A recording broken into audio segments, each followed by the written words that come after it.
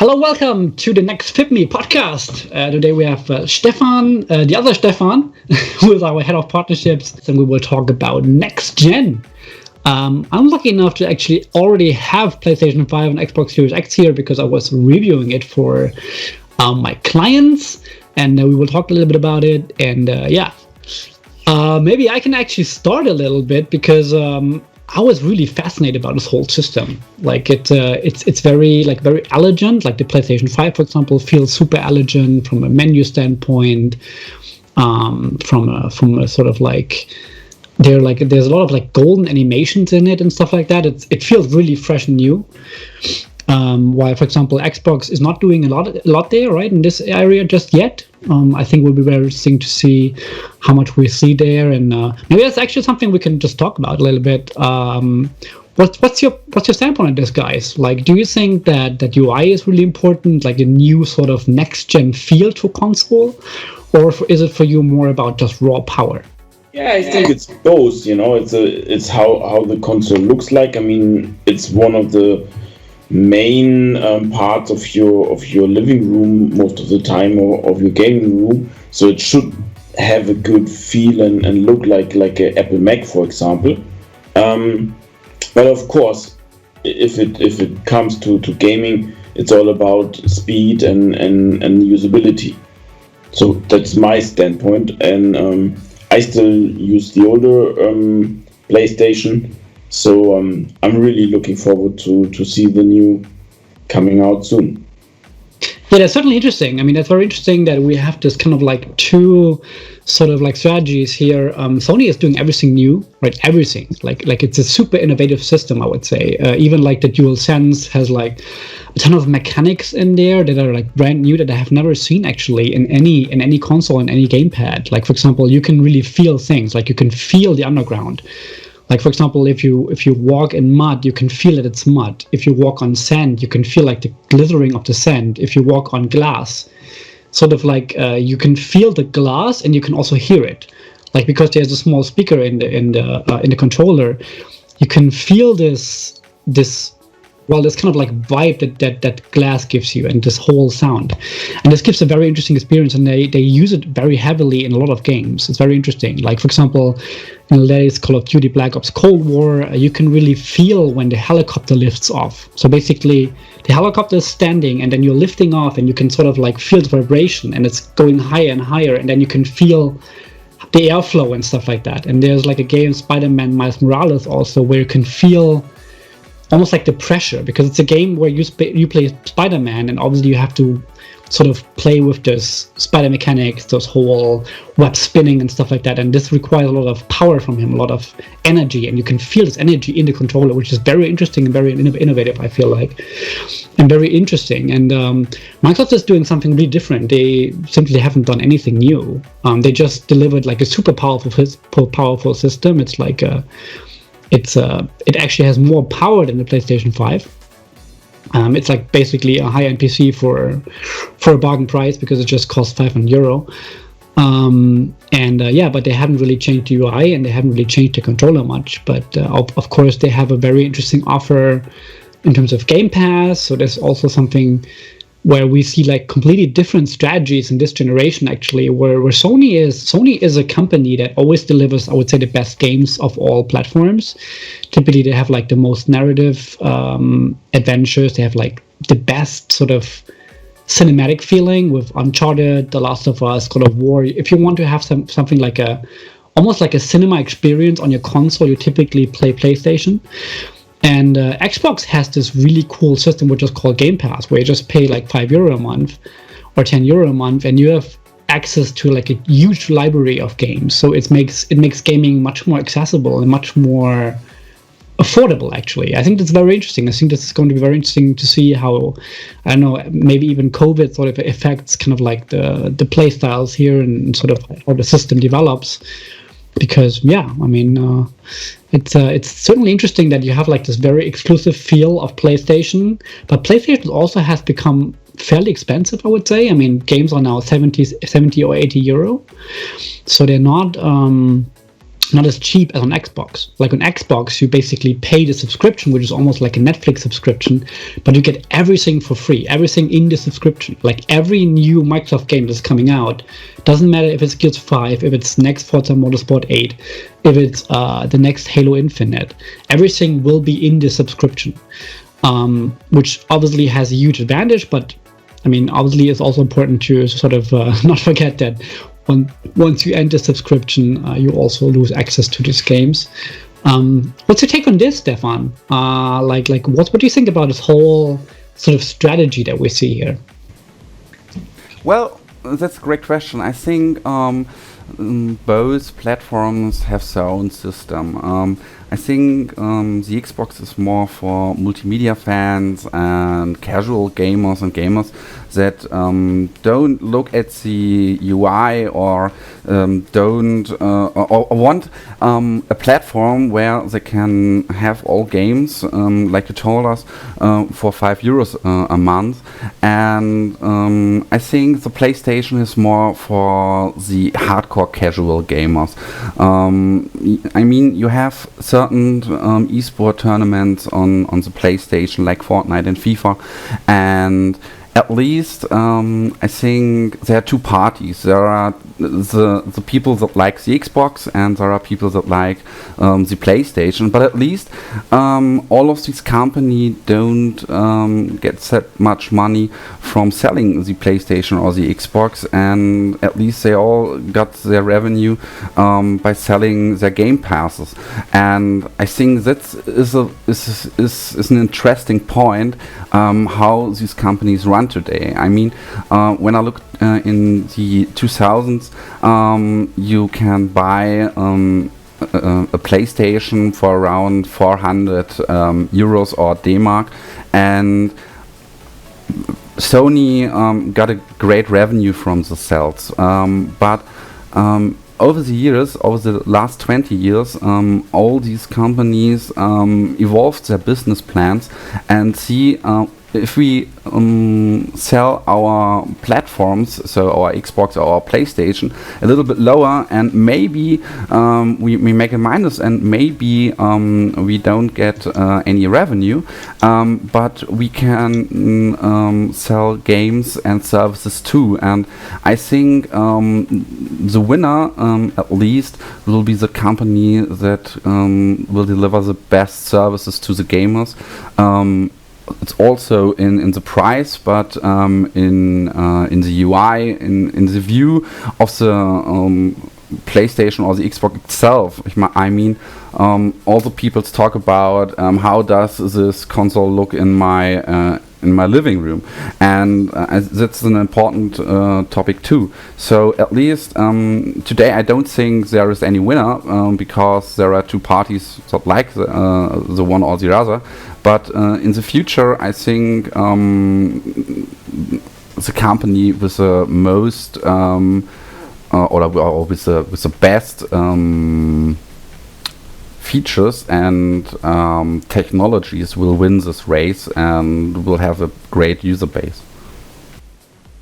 That's actually very interesting. I just looked at the numbers, and I was quite amazed actually that within the whole Sony empire, Sony PlayStation makes way more money than the TV business, for example. Like Sony PlayStation now generates 40% of operational profits for Sony as a whole, for the entire corporation.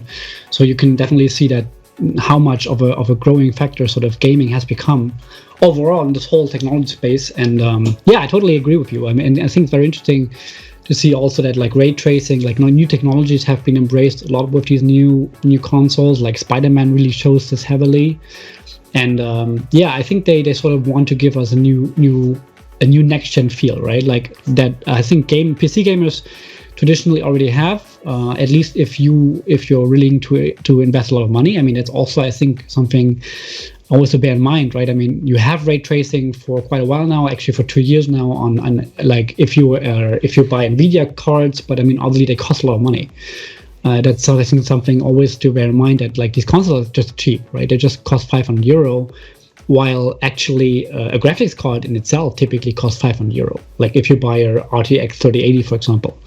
So that's also kind of interesting. But going back to this whole subscription model, Boris, what's your take on this actually? Like, do you like to just play one game or like buy one game and then play it, or are you a fan of these kind of subscription services that gives you access to way more games and then you can sort of play a whole variety of titles and sort of also everything the console can deliver? Oh, that is a good question, and I think there are advantages and disadvantages for both systems. I mean, what you mentioned earlier is that when you have a subscription model and you do not pay anymore, then you cannot play the game anymore, which is certainly not a good thing. And on the other hand, I mean, a big variety. People like a big variety. You can play something, and if you don't like it, you try another one. As you have said as well, that on other platforms the games are very expensive. I mean, nobody is buying a game for €80 and then plays it for 2 hours and buys another one because it was boring. So advantages and disadvantages. At the end of the day, I think there has to be one thing in common. The one who is offering the consoles and the games, the ones actually they have to make enough money to be able to deliver the good games. So, and there are obviously different ways how they try to achieve that. I would say personally, if you really play a game, and I'm a gamer by my heart, I mean, paying something on a monthly basis is very worse for me. I mean, if I go to a cinema, I have to pay for watching a movie, and then if I want to play a good game, I'm actually like to pay for it regularly. So difficult to say. I think it's just a different strategy of the issuer of that. Yeah. Yeah, totally. I think it's going to be very interesting how this whole sort of like how these subscription models. I mean, you can all see it on PlayStation now. Like PlayStation has a big innovative. PlayStation has a big initiative, I should say, called PS Collective, where you can sort of like play all of their. You can basically say their legacy titles like Uncharted 4, The Last of Us, Call of War, and so on. And I think it's going to be very interesting if this sort of subscription style also has an impact in any form on development, on how games will feel in the future. Because I mean, if you can see it on Netflix, for example, Netflix has changed the cinema culture heavily, right? Like we have way more TV shows right now than actually movies, and also movies feel much different than they used to be in cinemas. I feel like they're way more. I would say way more Hollywood driven, way more action driven, I would probably even say. So this is going to be interesting. And yeah, to sort of like also add to this, and I mean, we talked about this a little bit before we recorded the podcast. I mean, this is something we obviously think about as FitMe, like how can we help people sort of, recover some of those costs, right? I mean, this is something I think certainly to think about, that when you have to pay €80 for a game, that's a lot of money. And that's certainly something very interesting, I think, about FitMe, that if we can say, okay, you pay €80 for NBA 2K21, but you'll be able to recover some of that money because you can actually sell some of their in-game items in our store, in our stock exchange. Then you can generate a sort of like a revenue stream for you, and you might be also willing to invest more, right? Do you think this will be an interesting path forward, Stefan? For sure. I mean, you see the trend goes more and more to the subscription model. Either you look at Apple or you look at Netflix and also at Amazon. So on one hand, I think this is quite a good thing. It's better if you pay one fee and then you are able to try different things. And it also will be a good thing to implement FitMe because it will lower the cost for the gamers, and even, as you said, bring them a revenue stream. But it's also good for the publishers and of course for the whole value chain in between, because you can interact with each other and give back a bit from what you earned in order to make a better experience for the whole gaming community. And I think that is what it's all about. It's not about having the big profits in one corner of the gaming industry or in the gaming world. It's about sharing that passion and really get the best out of it. Yeah, I totally agree. I think we can definitely see this on YouTube, where it's very interesting. We have this phenomenon that, for example, YouTubers, they spend a lot of money on Call of Duty and on FIFA, for example, because it makes sense for them, right? I mean, they spend those money on packs and DLCs and all of those sort of items that you can acquire there because they want to show it on YouTube, and then obviously they can sort of recoup revenue on YouTube, ad revenue, they can do sponsorships, whatever it is. So it makes sense for them financially.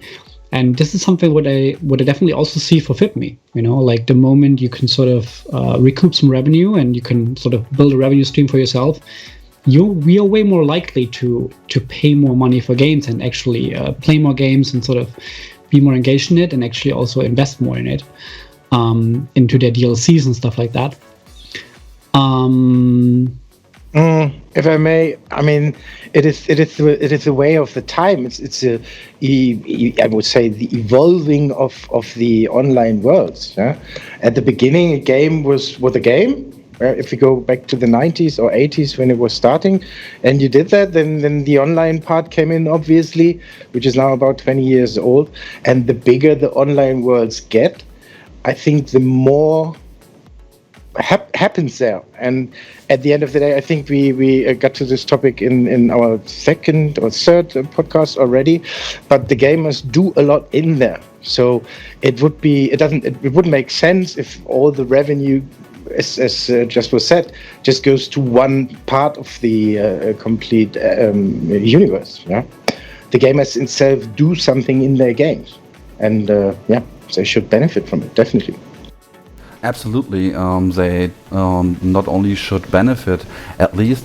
Let me take a look on the PC. We have there the great platform from Steam or from Valve, and you can get your games there. You have a great community, and you can also buy and sell all your items and skins on this platform too. And maybe in the future we can have this system on the PlayStation or on the Xbox 2 with a FitMe app, where you can trade your items directly through the platform. I mean, at least it's a win-win situation for everyone. And as Boris said, or as Stefan said, there don't have to be the big business. I mean, if some player finds the great skin but also own it and have a second one as a double, and he want to sell it because he get €5 for it, then I think it's okay, and maybe he can put it in his pocket, and if he sell another item, he can get a new game for the €10 at least. And I think the virtual world, also games, virtual reality, augmented reality, will be a big part of our future in the next 10, 20, 50 or 100 years. And it's just like Boris said, it's just gonna evolve, and it's time for that changes. Absolutely, yeah. And I mean, it's a cool thing about sort of like next gen and sort of like new consoles always. It's just the start of a new era, right? And I think it will just bring a lot more innovation, a lot of probably more business models, like you just said. I mean, that would be lovely, I think, if we can sort of like have a bit more of a share economy, so to speak. And like the old PlayStation, the former PlayStation CEO always said, a rising tide lifts all boats.